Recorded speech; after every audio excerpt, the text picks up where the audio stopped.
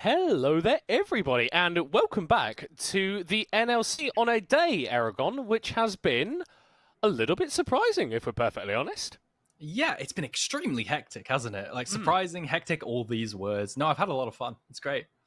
Yeah, obviously close in our first two matchups of the day, with Verdant taking down Domino and Veneer just about edging the line over to Nord. But our last two matchups of the day, Aragon, Nativz versus UniQ coming up next, and Ruddy versus Fourth Wall a little bit later. I think we're anticipating these games to be a bit more one-sided. Yeah, I think we've had most of our fun with the back and forth, constant picks back and forth. In the first game, we had Verdant and Domino, constantly making picks in the mid game. And the exact same thing in Nord versus Vanir, Hiddo getting picked off with the Vi. And now with UniQ versus Nativz, I do think there is an individual gap and a substantial team gap. Yeah, and I'm assuming that you think that gap favors the team which is currently at the top of the table. Yeah, I think we can go with that. I think Nativz are phenomenal. Like, I think they have star-studded roster every single role. You have Shikari as a huge veteran who never falters, like even when weak-sided. You have, Denvoxney in the bot side. They love playing through Denvoxney and stuff like this. I think it's really hard to beat them. Yeah, I mean, I think UniQ have looked like a decent team, I think, to be fair. Yeah. But we're questioning whether you've actually got the bodies on that roster to push you to this high level to contest against someone like Nativz. I think there's options there, though. I think we've seen good things from particularly Woldro, Rusty Sniper, and Poopy. And if you get a bot lane really far accelerated, maybe that's enough to carry you through for a win. Yeah, I like that you highlight Woldro. I think he does his decent work, especially in the first game of the year. I remember, or first game of the split, he won a game carrying with Jarvan. But generally, he does his job really well. Regardless, bans coming in. Poopy's Blitzcrank being banned out. Yep. Extremely high win rate. One of the best Blitzcranks in EU. Every single game is just being banned out. It opens up that Milio first pick, because Blitzcrank is incredibly good into it. A lot of OP still left up. Maokai being left up. Milio, Yuumi also to in consideration here. Yeah, and I think it was what Kitano was sort of alluding to in the interview just before the break. Side. It's like there are so many strong champions right now that you really can't ban away them all, especially when you're looking at a team like UniQ that do have these pocket picks that need to be removed. For Nativz, though, you still got that Milio, the Maokai, the Cassante available, can lock any of them in. Yeah, no, exactly. And honestly, Milio might be one of the best champions of the game at the moment. I feel like that statement can be said with everyone, though. Just going back to your point, yeah, there's just too many good picks. You could say that about literally any pick in the game, but you have Nico still open. I don't know how that went through. Nico still open. You could now potentially choose the... I don't know if they're going to lock this in. They might be cooking something up. Versus better teams, cooking is good. Yeah, no, I mean, absolutely. And I feel like kind of every team in the NLC at some point has the propensity to just drop a random Yasuo on us. We've seen them kind of have varying different performances, but when the OPs are available, you kind of just lock them in with the Nico and the Maokai, right? Yeah, exactly. And something now that I'm a bit worried for UniQ is the fact that they either pick the AD carry here or the support. And bot lane is so important because Yuumi's up right now, and it's either you take Yuumi or you let AD carry get pinched. And I really don't like the position that they're in there, because this role is just so broken right now. We know how broken bot lane role is. I think I would probably go for the AD carry role and not let that get pinched. Maybe take away the Xayah, maybe the Jinx. But that's what I go for. Well, especially when you consider that Rusty Sniper has been a big carry for this squad. I don't think you want to be getting him on any of these sort of lower tier ADCs. You need him on something strong. Stefan going to be on the Wukong, a champion with multiple modes, can do multiple things, getting fight started, providing some peel. And Aragon, I can see you grimacing a little bit there as the Nautilus is knocked in. We're expecting ADC focus in these bans from Nativz? Yeah, I'd expect ADC focus. Maybe Varus gets left open and the UniQ plays some kind of poke comp with Varus Maokai, Jace, Varus Maokai, something. We saw this by SKT in a recent series, at least a week ago or something like that. I'm thinking about what you pick when AD carry is pinched. Maybe Nativz don't opt to pinch that pool and opt to pinch something else. But for the side of UniQ, you definitely ban out mid laners. Pairings with the Wukong. Annie comes to mind as well. Annie's incredibly good. So is Ahri, Wukong. These snap engages, which can make or break team fights. Yeah, and that's kind of what's defined Vladdy as a player. He's been incredibly aggressive, but has also been able to actually succeed in slightly slower-paced games, and that focus is starting to come through here, Aragon. That Xayah off the board, so Rusty Sniper is going to be pretty risky in whatever he ends up picking. Yeah, Annie's still open. Yeah, and he's still open for the side of Nativz. I think that looks pretty spicy for Vladdy here, but who knows? Vladdy has had a history of picking some random stuff, but I think as you just go Annie. It's the best meta duo right now, and if you look at that composition, Annie, Wukong, Aphelios, Milio, it's kind of a god composition. I wouldn't want to play against it. I mean, you just got loads of engage, you got loads of range, you got loads of damage. But very few things more that you need in a composition. That's very intriguing. I agree with the that you gave out there, Aragon. Yeah, I think Jinx is open now as a potential option. I think Varus with the poke composition or Jinx is your best bet here for Rusty Sniper as a blind on R4. And then you leave counter pick here. Tristana could be mid lane because that's a decent pairing, or they just play for an all-in bot side with Tristana leaping in with the hooks from the Nautilus. That could be an option too. And that could be the cooked up special that we see from UniQ. Yeah, I mean, what's the best way to punish a champion like Emilio, who is very, very squishy early on? Jump on top of him and kill him repeatedly, especially when you got that Nico who could sneak into bottom lane disguised as a minion and set up for some big plays. Yeah, I'm just thinking if there's any way this Tristana can be flexed to mid, because usually Tristana mid is a pairing you pair off with Maokai, right? But you have a Nico, so there's just nowhere to put it, and it's just going to be ADC. This is definitely something they had cooking up. And then Cassante, I really hate Nativ's composition. I am terrified of it. I really am. If they lock in Annie here, or Azir. They keep locking in strong champions, Eragon. I don't know why they're allowed to do that. Yeah, I think Azir's okay. I just prefer the Annie Snap Engage combination of Wukong. That's fine. But Azir is still incredibly meta pick champion, a meta strong champion. Actually, you know what I'm going to say? I don't like it. I think Azir's one weakness in lane at the moment is Nico. The lane phase is horrendous. You try to, if you think about the micro interaction, right? Azir tries to auto attack with his soldiers, but he stands still. That always guarantees that he takes multiple ticks of the Pot Blossom, right? And that makes the lane really, really, really bad. So I actually don't like this pick here from Vladdy. I think they could go on for something else. I appreciate the sort of thought process, attempts to justify. Actually, no, I hate it. Yeah.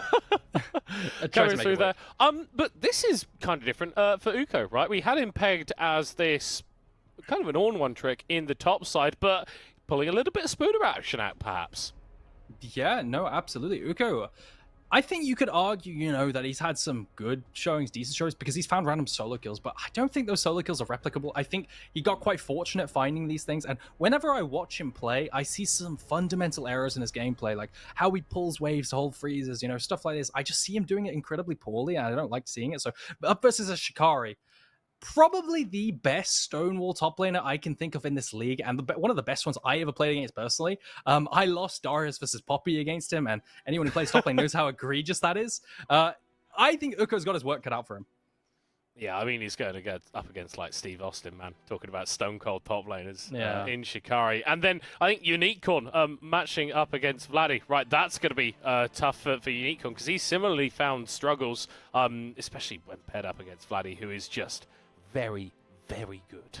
Yes. And he's got one of the best mid laners on the patch. I think Azir has something like a 71% win rate globally at the moment in the best regions, like LPL, LEC, LCK, like just absolutely NLC. NLC too, yeah. I can factor in NLC there for sure. I mean, I'm pretty sure it's near 100% win rate in NLC now that I think about it. The best teams. There's something about the NLC mids, like on Azir, is just cracked. Yeah. Like there was Erol last split who was insane, and like Nita is also just kind of crazy at Azir too.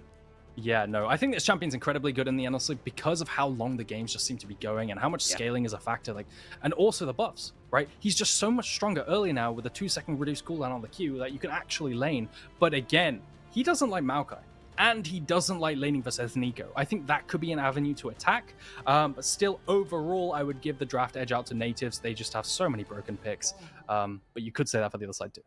Yeah. The game goes long. Maybe we're favouring Nativz, but I do like that you pointed out that mid lane, because the thing that has defined Woljo's sort of playstyle in the NLC has been the fact that he just ganks. He gets into lanes, he drops CC on people, and that means that UniQ have managed to put together a couple of wins for themselves when a lot of people were rating this team as one of the lower ones in the division. Yeah, sorry, I'm really thrown off by that play fact. I didn't even hear what you said. I was trying to work out what that meant. Can we bring that back like that? I'm not sure what the whole sentence is. The words in an order. UniQ's coach wants the players to be goldfish, but Uko can't remember why. Goldfish memory, I guess, is the joke, but I don't really... What benefits would there be from turning all of your players into goldfish? Interesting. I mean, there was that like the fish plays Pokemon type deal on Twitch at one time, but I feel like I'm getting to two obscure references right now. No matter what, laning, you said that Wilger liked to skip camps to gank. That is true. That actually is true. I remember his games where he like passed straight down to bot lane to dive on slow pushes. Maybe we see an angle out of that, you know? They should be pretty strong if bot lane lands a hook. If Poopy lands a hook, we know he loves his poop champions, his hook champions, Jesus. It could be a bloodbath, right? Because you immediately have Rusty Sniper leaping in and potentially popping them. If Wiljo is there, that's even better because there's so much CC. And that's what I want to see from the side of UniQ right here. How can they punish Denvoxney and Twists in this bot lane? Well, because this is the thing about Denvoxney. I think he's had a very safe split, but he has a tendency on occasion to push up a little bit too far, especially when he thinks that he's in a strong point of power himself. So I think UniQ going to be keeping an eye on that. They're going to be trying to keep an eye on Stefan as he has started in this bottom side jungle pathing towards the top lane, and UniQ know that he's not there at the moment. Yeah, he is. And he's full clearing down, right? He's probably going to go for bot crab. You see an early roam coming in from Poopy here, but take a look. I want you to look at like the laning from the mid lane. It's just so rough, right? He's level 3 to do. He's already traded. You can see a potion's been popped for Vladdy, where no potion's been popped for the side of UniQ Corn. And we established that Vladdy is probably better than UniQ Corn, but this matchup's incredibly one-sided in the early game. So that's why I wanted to highlight I don't actually like this pick as much from the side of Vladdy. I know I've spoken to a few coaches about the new rise of Azir. Right, some LEC coaches I've had conversations with, and they say, no, this is like one of the one picks that you cannot pick it into. So really surprised at that. Yeah, but I like it from UniQ, right? Not necessarily answering players like hand for hand, right? But if you can answer someone in draft, if you can get one of your guys a good matchup, then you overcome a little bit of that difference. And when you get towards team fights, like the Nico is scary. Yeah, absolutely. We'll see how he pulls it off. I've seen a lot of Nikos go in and there's just no follow-up. You know, they might land a massive 3 or 4 man ultimate, but there's just like, it's mistimed, there's no coordination, which is a really big theme we've had today, right? Going in, like when you're mismatched in coordination with your allies, but I wonder if there's going to be a flash forward here from Poopy. It'd be the only angle, but does look like Wiljo managed to take a reset. Yeah, and in the top lane, Stefan applying a little bit of attention towards Uko, but with that wave shoving back towards him, there is no chance for the Wukong to get in and make a gank happen. So both junglers turning up on opposite sides of the map, and both of them leaving empty-handed. Yeah, you can imagine that Stefan's only intention there really was to just make sure the wave crashes in for the side of Shikari. Otherwise, the potential freeze into a ghost rundown from the Olaf could be scary, especially since, you know, Wiljo will be on the top side of the map again, but just hovers there. I think Uko's actually holding the wave for a potential gank. You can see Shikari actually stopped his recall with the minimap, but he walks the wave in, Uko doesn't hold it, and now he's free to do what he wants. He's falling down pretty substantially in CS thus far, and it's a different style of champion for Uko, as we touched on in the draft. What do you think the Olaf is going to be offering to UniQ's composition here? So typically what Olaf offers is incredibly like strong backline dive, just being incredibly good into heavy melees. He's also very good into the K'Sante. He's one of the go-to picks, for example, in pros like Adam, right? But you have to be an Olaf player. That's the only thing that's a bit of a question mark for me. And you have to know how to communicate what you need with your teammates. So that's why BDS is so good with it, right? He knows how to play mid-game. Adam does, he just permanently groups with the Ghost, right? And it's the same with Darius. These kind of champs are pretty similar. So I want to see if Uko is comfortable on it. The problem I'm having is that he's just been playing a lot of Ornn, right? And these fundamentals do not translate. I need to be convinced of how he pilots these skirmishes and teamfights.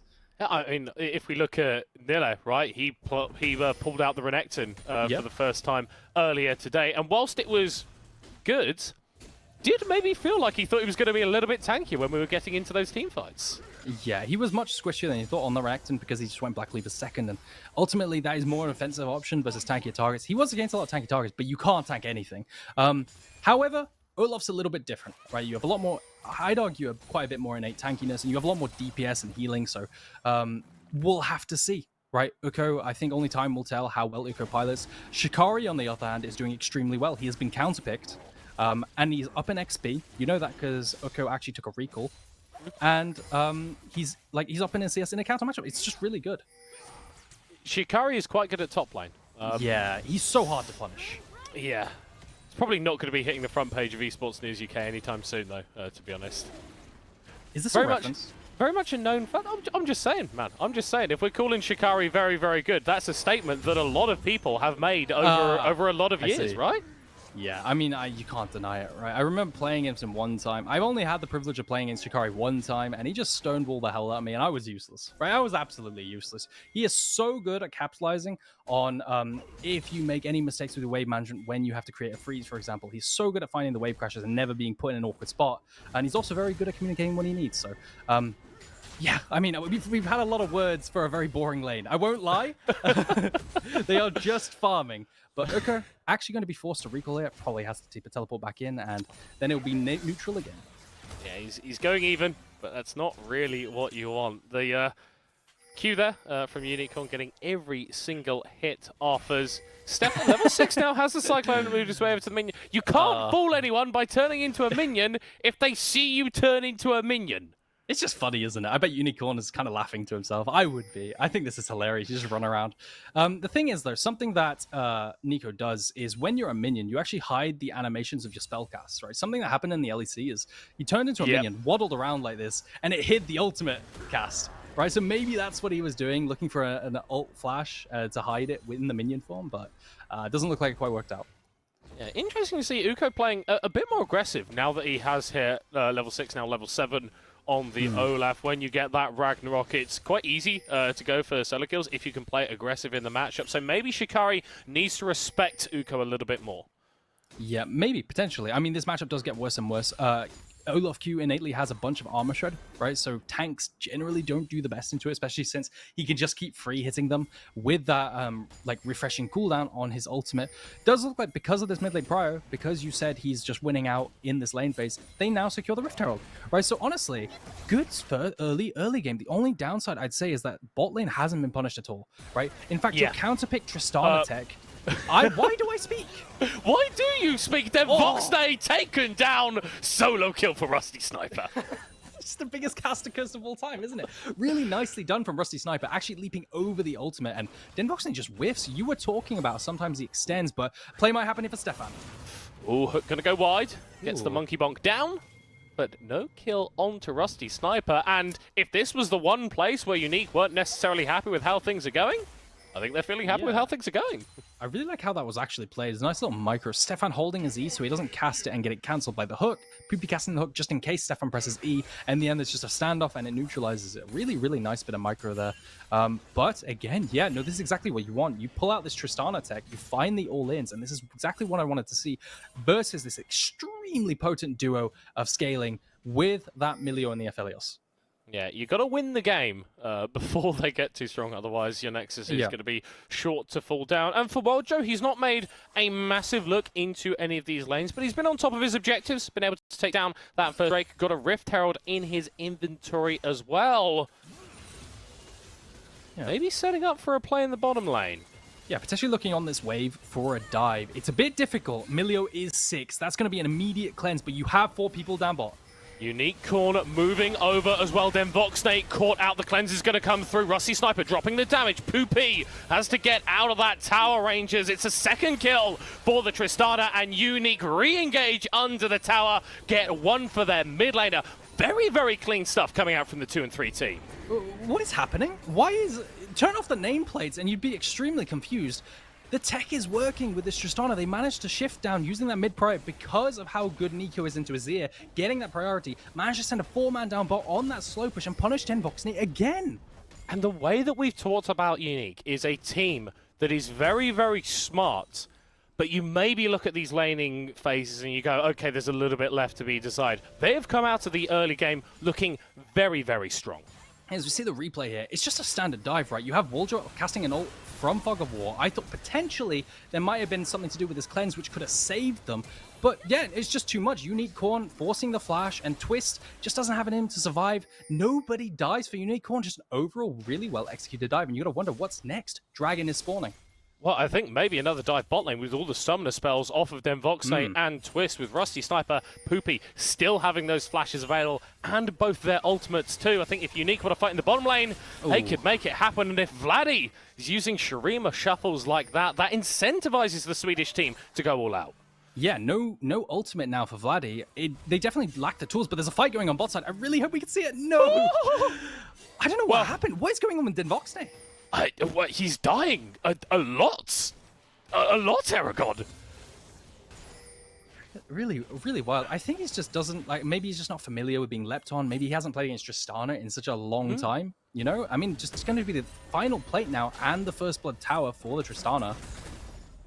I don't know how UniQ are pulling this off, but they could just snowball this. Maybe they rotate now to topside because they are going to secure this dragon. They have no need for their bot lane to be bot lane anymore. They can just put the Tristana top lane, harass Shikari on the tower, and secure that tower too.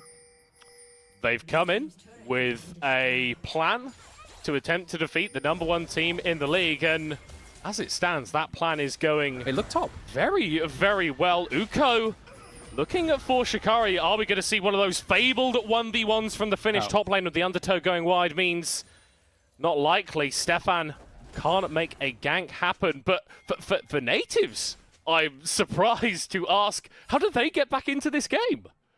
Yeah, that is a statement you wouldn't expect to make. It does look like UniQ is going to stick around. I think the best thing you could do right now is have Aphelios cross map onto these plates down bot side with this Chakram, but Shikari might be picked here.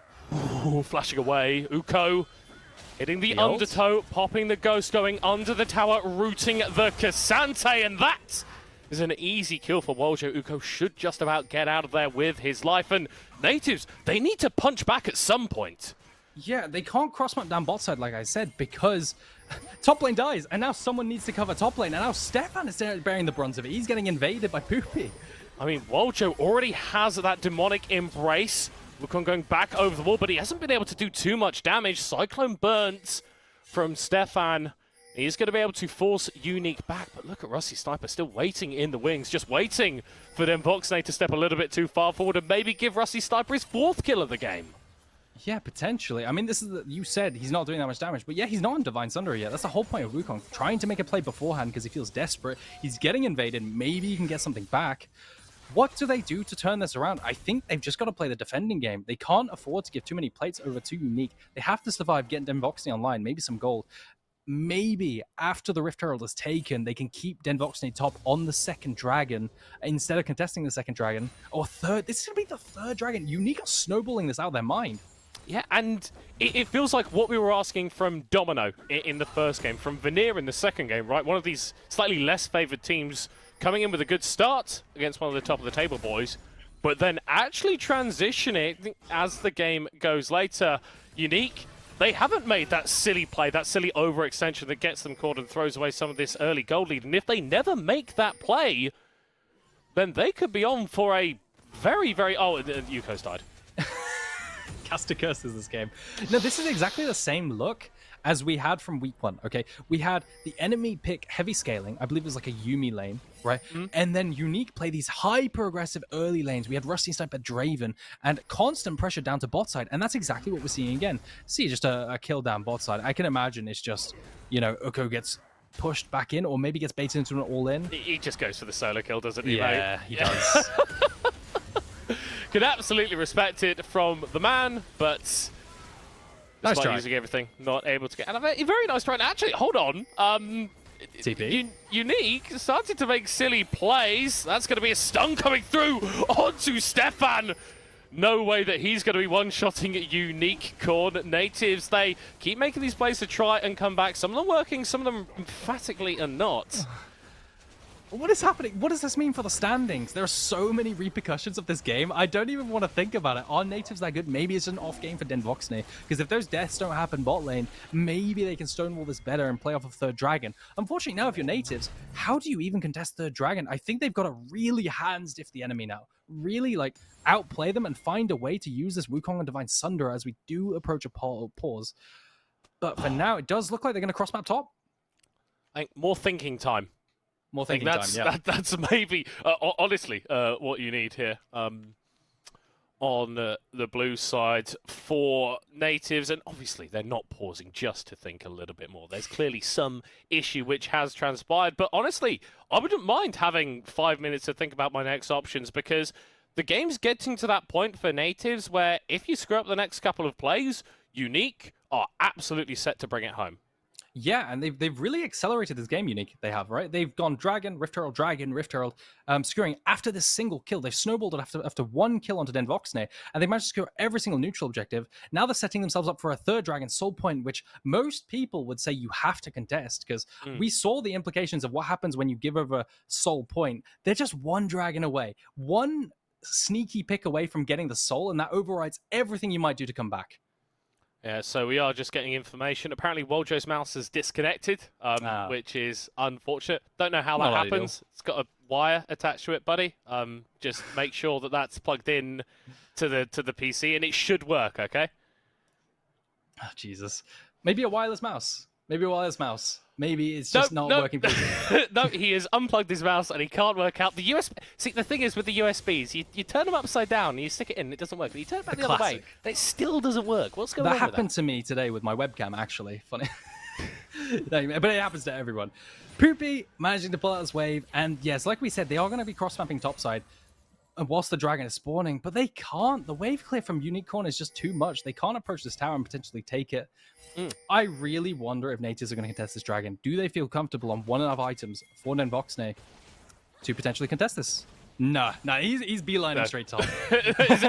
Absolutely not at all. I mean, like, even when you consider just the tools that UniQ have, right? Tristana is going to be gaining priority in mid lane because she's Tristana. And Woljo has this Rift Herald, so they could look to take down that mid lane tower, or at least get a position where they can move over to the Water Drake. Something that UniQ could do, which would be incredibly interesting, is they predict that they don't want to contest and actually send 5 people top now, right? And then they actually punish the fact that they go for the cross map instead of the actual dragon. We've seen that a bit from Nativz themselves. Doesn't look like it's going to happen. Does look like they're just going to value placing the Herald down mid lane, securing that mid lane tower charge into using that for prior for the dragon. Is Unicorn picked it? Potentially. Rusty Sniper's dead? What? Buddy just one-shots him. And Yoko riding a little bit of a fight on the top side. Stefan going back in. Woljo pathing over very aggressively into damage from Den Voxne. It's Nativz who are going to be able to rotate through towards this Drake. Yeah, it's just so brutal, right? Because this is exactly what I said was happening last week. They would be fine in the mid game, right? Sorry, in the early game. They would even potentially get leads, like yesterday as well. But then in the mid game, they would get randomly picked by Taxa, right? When they played against Verdant, they would get picked by a Vialty. They were completely fine. But before the Dragon, they would all like shift down to Dragon, or they'd be doing something in the river, and someone would get picked, and they would throw their entire lead away. And it looks like that's happening again. That mid lane tower so close to falling down. A bait that UniQ paid dearly for taking. Finally going to be able to drop. They retain the gold lead. They retain the 2 drakes they took earlier. But Soul, not as much of a win condition at the moment. Yeah, it is going to stall the game by at least like another 6 minutes, right? It's super important. I guess it's not actually that big of a deal, right? Because controversially, I know a lot of casters like to say they love Cloud Soul, but you know, I just don't see it. I just do not see it. I know. Jamada out there, he loves Cloud Soul fanboying it so on Twitter. much. I don't get it, honestly. I just don't even notice the difference. But AoE circles are nice, I guess, with this move speed. That's very, very cool. What does DMs feel like? It's just filled with Carmine Court fans and Cloud Soul stands. It's absolutely what is there. Stefan, you don't want to do that, buddy. UniQ might be looking for an engage here. Unicorn with the Pop Blossom and twist. Ooh, flashing away from the engage. Rusty Sniper, Rocket jumping forward, but it's a little bit too far. Caught out once more by Vladdy, and Nativz get themselves 2 kills. And that's so frustrating because they didn't have to do that. They look at bot lane. They are winning this situation already. Rusty Sniper wanted to use the reset so badly to leap in, but if he just hadn't, they would have gotten a pick and they would have secured the 600 gold from the bot lane tier 2 as well. Little bit sloppy from the Tristana. Rusty Sniper, he's been a big carry for UniQ, but needs to relax a little bit. They're in a strong position, and the only thing that happens from going over aggressive now is you end up giving gold over. Yeah, just not respecting the fact that you can play through side as well, wanting to keep making these plays and getting a little bit greedy from onto. Yes, you get Stefan, great, but you leap in now. Oh, and you just die. You're not respecting mid prior because your support is on recall, and you're not respecting the fact that your top laner Uko can potentially get this tower as well. Yeah, shout out to Vladdy, though. I think he's been a Yeah, real true. stalwart, a real standout player here for Nativz. Part of the reason why that mid lane tower stood for so long. And the longer he goes without getting taken down, the longer he goes without really being put behind, the scarier the game becomes for UniQ, because I don't want to be fighting against a 2-item Azir, 3, 4-item Azir. Yeah. And he definitely is coming online right now. He's almost at 2 items. You can imagine that Vladdy could carry these team fights. He's definitely the shining light this game, the most consistent player right now, even in that counter-pick matchup. As you can see, bot lane prio is coming in for UniQ here. They're playing the sides much better than Nativz right now, as Nativz try to make a pick instead whilst grouping as 5. Ooh, poopy, baby. Ooh, that was very, very close. Running Very towards intense. that bush at Mach 5.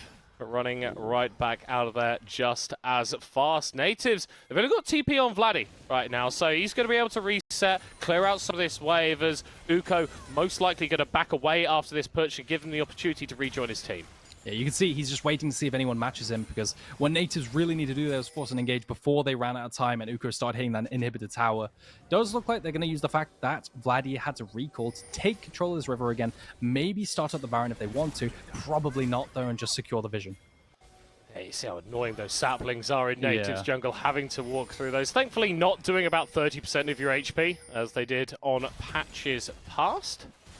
Blue side team with mid lane priority, UniQ thinking about an engage. Yeah, Shikari's going to face check, but he is really tanky. Pretty far forward, Poopy with an engage, but he's just going to be able to catch up that Cassante. Denvoxne untouched, able to free hit.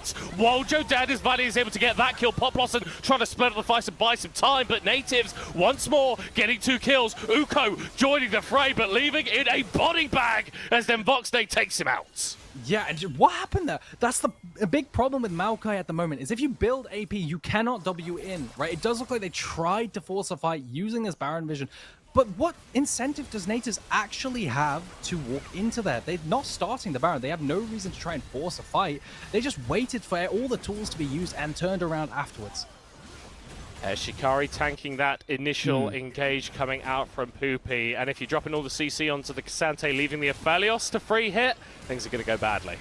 Yeah, exactly. You could see that now the tools are gone, right? Woljo used his W, but he isn't tanky. He can't tank Denvoxne plus Milio or Vladdy, and all of a sudden you have UniQ coming in a bit late, and he's just completely useless. He whiffs the first axe, and unfortunately just doesn't chain into anything. So this is not the kind of fight that I want Nativz to take. I want to see them take more fights around the enemy face checking into them, not UniQ with Woljo Wing into the enemy.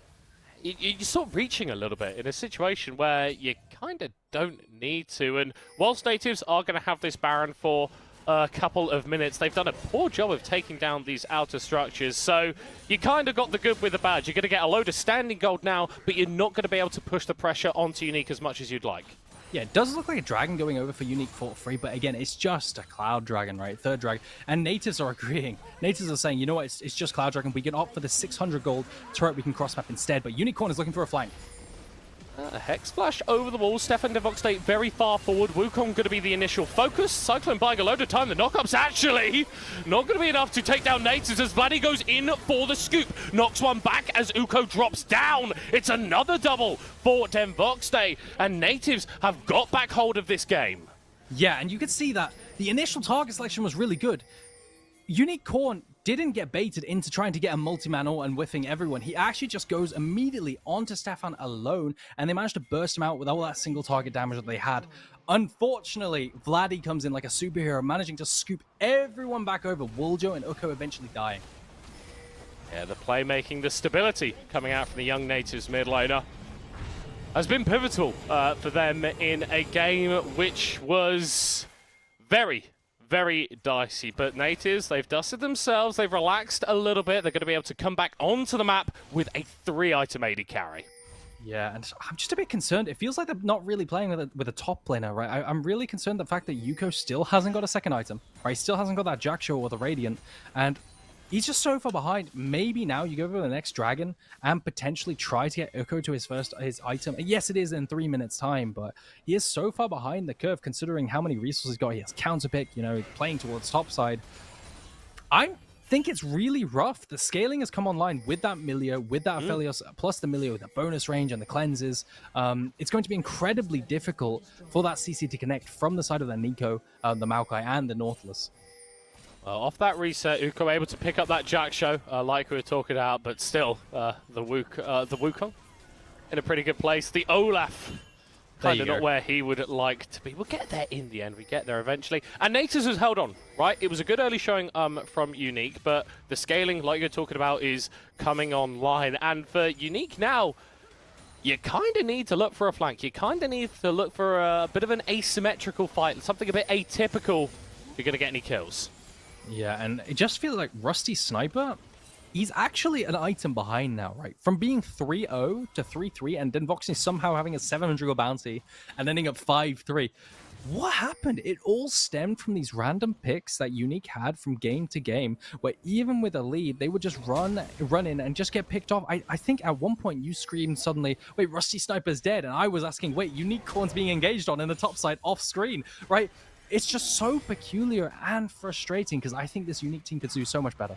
Yeah, if you point this comp in one direction, it can do amazing things if you're able to target someone out. But if you're getting split apart and Nativz can use the mobility of champions like the Cassante, like the Wukong, to just make things a little bit more different, buy space for Vladdy and Devoxne to free hit, then UniQ's chances of winning the game are going to drop dramatically down. Yeah. So, stop check, 2 minutes to Dragon, right? I think Uko's oh no. They don't kill him here. But surely he doesn't just run him down in the side lane. Incredibly close, man. That is a terrifying Devoxne, but that's exactly the power of the Milio plus Aphelios interaction. Typically, Aphelios is a shorter range AD carry. You combine that with the Milio, he's no longer short range and he has no weaknesses, because that is the go-to weakness of Aphelios, right? That's why this duo is so damn potent, and you can see it nearly converts into a rundown onto Uko. Well, hold on. You said it's his only weakness. Aphelios also doesn't have a dash, okay? So that's something that you can't possibly overcome with champions or items in League of Legends, I see where you're going with this. I see. But genuinely, that Gale Force could be crucial when UniQ is looking for engages like this. Only able to catch up the Warrior Trickster there, and with a minute to go until Drake, minute to go until Baron, it's a big cooldown to be hitting the table. No cooldown on that ultimate now. What are they going to do? I think this Dragon just gets conceded now because you're not really a champion. Although, look how fast that cooldown is ticking down. I did not expect that. It's almost halfway done. You can see it ticking all the way around. Maybe by the time he gets on the map again, it's going to be up and they can test this Dragon. People were saying this Nico champion was quite strong, and I'm starting to find a few more reasons why. And I mean, if UniQ can hit level 16, get a big Plot Blossom, that's huge. The 3k gold lead that Nativz have is not enough to overcome every single person on their squad getting CC'd. The options are there for UniQ, but Nativz, they don't look like they're going to give them to them. Oh, you can see UniQ trying to find this engage, but without that ultimate, the threat really isn't there, so Devoxne doesn't care. But Woolja might be finding something here. Oh, he's going for a flash engage, but he doesn't quite get it. Gale Force forward from Devoxne. He's going to be rooted, but he's not going to be caring because he is shooting out bullets that are completely wrecking UniQ. Uko on the back line, offering nothing at all, as it's more and more kills for Nativz. Poopy blast coding away. UniQ under his own tower being focused down, and with bodies hitting the floor, Nativz are going to look to end. And you could just see the desperation in Woolja, right? The champion that's going AP and Jackshow, granted, trying to W forward and find this engage, but I don't even think if that connects, it does anything. Because you have Milio's cleanse right next to Devoxne right there. Regardless, they manage to take the win, and they're going to end it here. Yeah, the Leaguepedia score will read 1-0 Nativz, but it was much closer than that. They will join Verdant 5-1 at the top of the table. Incredibly respectable attempt. Like, absolutely incredibly respectable attempt. But again, inklings of that, you know, those mid-game issues where they would get randomly picked off. If they manage to fix that, I feel like I'm saying this every game. Potential top 4 team. I mean, this game was wild to follow because there was like a period of time where like Rusty Sniper gets caught overextended back to back, and when that was kind of happening, I just had like Uko was playing Tryndamere in my notes because that was like literally what he was doing. Like it was just like a 4-1 where he was just like not aimlessly obviously, but he was just like consequently just pushing the bot side in, and it worked until they kind of had that overextension in the top lane, which was really rough. Like the first pick, I feel like the first pick onto Rusty Sniper from Vladdy, which was a great play. I feel like could have been was kind of to be like you can excuse that, Aragon. I think it's really rough. Honestly, I can't remember the beginning of this game. Middlecard, do you want to take that away if you can? So I think for me, for Rusty Sniper, this game, this is going to be really frustrating. Because I know this guy and I know the way that he thinks. He was set up to carry. This Tristana should have taken over the game, but honestly, that death to Vladdy in the mid lane and then the other one topside, I think that's just him over positioning. I think that's Unique going, yo, we can get this mid lane tower, let's hit it now. When in reality, you just hang back, wait 30 seconds, and then you can take it. So I think for me, this is going to be really frustrating for Unique because they had the game in their hands versus the best team in the league, and they let it slip away. Yeah, incredibly frustrating, right? Oh, man, it's just this problem with this composition is it's great, right? You find these picks down bot side, you snowball, but the second you don't have like a substantial gold lead, this composition implodes because you need to be able to go in and win. If you do not have the ability to go in and win with that Nautilus and the Tristana, you just jump in and you get eviscerated by this Aphelios grinding you up, with his chakram. So really, really difficult once you fall behind, and they just got to be kicking themselves with those picks in the mid game. Yeah, so that kind of talks to me a little bit more about the purpose of this Tristana Aragon, right? Because it seemed like it came off to a flying start. Yeah, no, it really did. I mean, those picks, you could remember that first kill where he jumped over the Denvoxne ultimate. You alluded to how Denvoxne sometimes overextends and he punishes it, right? He punishes it. And then that converts into more and more and more. Rusty Sniper looked really good just in that mid game. And I can't reiterate that enough. And the interesting for me from a stats perspective, if I understood the stats correctly, is that this is the first game so far this split where Denvoxne has not been the one that's taking the first blood, been a part of the first blood kill. Him then being the one that gets killed is kind of interesting, right? To a certain extent, It still counts. It still counts. Is it still included in the stats? Like first blood percentage brackets also was first blood. I mean, like, I don't want to overly harp on the bot lane point, because whilst I think it was impactful, we don't want to be getting into the stages of flaming everybody. But you can see why people rate Denvoxne as an AD carry, right? Even after falling behind in the early game and making mistakes that he shouldn't have done that led him to dying, his positioning in team fights was great. Unique were never really able to properly get on top of him. I don't know if he died after that laning phase, honestly, because he was just putting out so much damage. And Nativz will feel like they've got away with murder this game. Yeah, I think it's a bit criminal that we aren't highlighting Vladdy here, though. I feel like he and his shuffles to punish the leaps and, snowball and propel Denvoxne back into the game. And he was so, I don't know, he stonewalled the enemy counterpick mid lane, despite getting counterpick himself, and he opted into the matchup, which is great, right? But still, he managed to turn around for this entire team, finding these picks and getting Denvoxne into the game, which allowed him to do his thing. Yeah, and I think that I definitely agree. I think that seeing the way that Vladdy navigated this laning phase, especially he was 0-0-0 pretty much until the point where he gets the pick onto Rusty Sniper and starts to come back.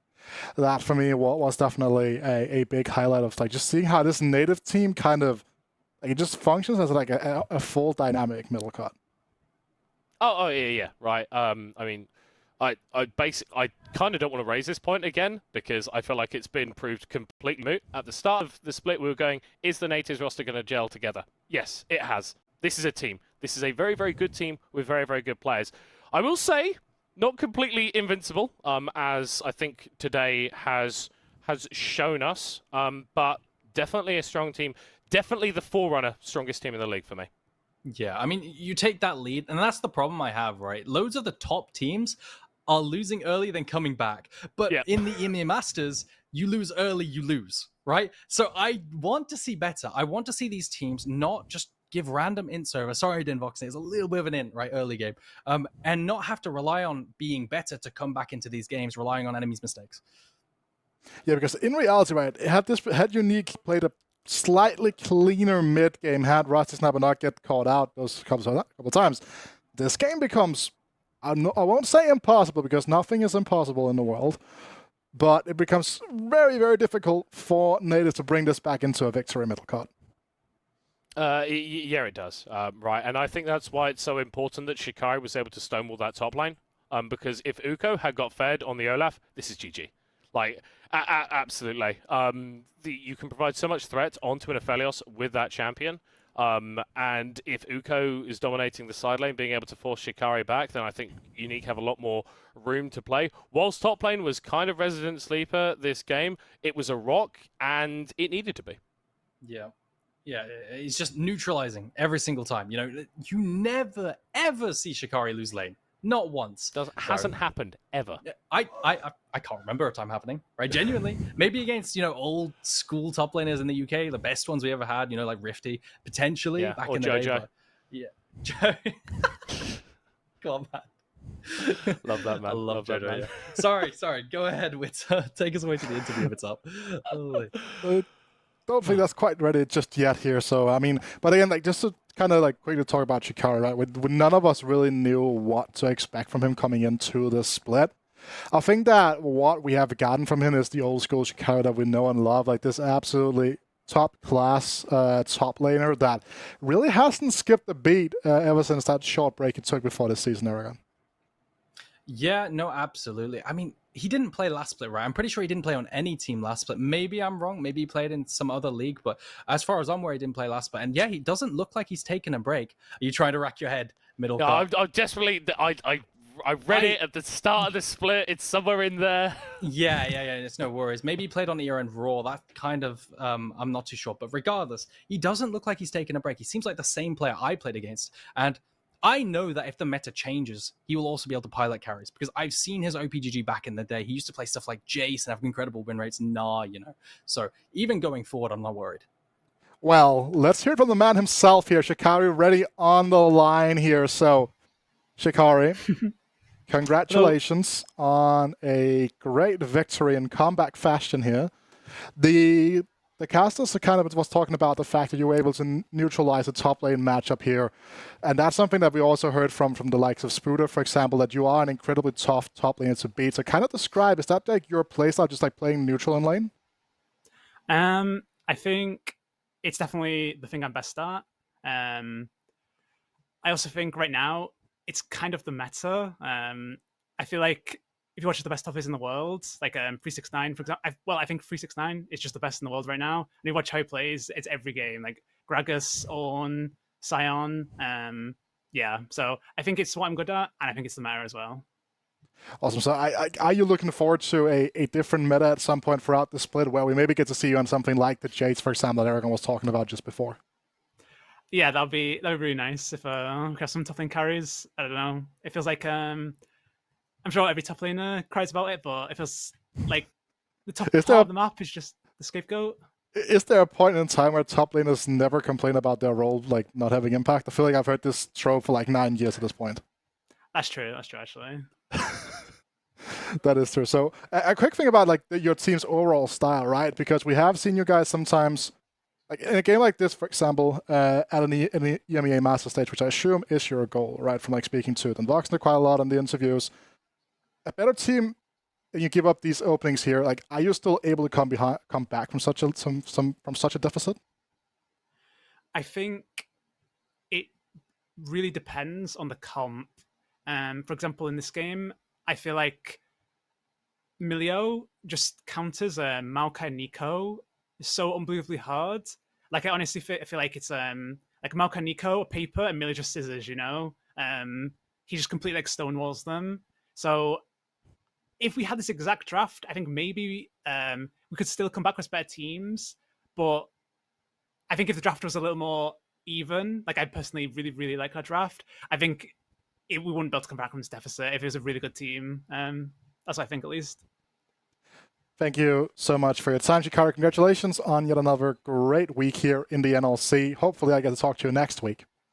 Thank you. Thanks for having me. Have a nice day. We're going to go directly into an interview with Rusty Sniper, who seemed to be the man at the moment for a short moment in time there. Well, he got off to a great 3-0 start to the game, and then all of a sudden a couple of missteps. Yeah, well, that's life, I guess. I mean, that's not life, that's just the script. So there's not much we can do about it, At the end of the day, it's a franchise league, and we have to go according to the rules, so... I think we're on page 3 even, actually. I'm not completely sure. I don't have a book with me anywhere that I can check. Yeah, so I don't. Yeah, that's why you have the big. That's why you have the book right there. All right. So, kind of talk to me what went through you the moment where Vladdy is able to take you out in the mid lane and kind of start the comeback for Nativz. Well, yeah. Well, it's like tilt, I guess. To be honest, it's like the call is to kill the tower, right? And we need to damage it for it to die. And then we're like on different sides. There's a lot of voices, and I think people are being stressed, And I was unable to recognize that my team was, backing off, because I was so focused on the call that I just entered it. But yeah, it was a bummer, and it was like the turning point, or like one of the turning points. So you speak about like a lot of voices in the team here. What is like your what is like your calling structure on the team? Who's like the primary voice? Early game it's mostly me, and then mid and late game it's mostly Unicorn. But I feel like this game we played against like a feared team, right? And then people are like scared, or they act a bit different. I would say it's not like usually this chaotic. But I assume it's because it's Verdant or Nativz we're playing against. So some nerves here that might be out coming into the second round robin, you'd assume? Yeah, I mean, we'll just need to play more and then get more experienced to playing officials, and also like find some type of middle ground to make it work. But yeah. Thank you so much for your time, Rusty Sniper. Hopefully we speak again next week under more happy circumstances. Hopefully. And with that, we're going to throw to a short break while we prepare the final game of the day, so don't go anywhere, guys.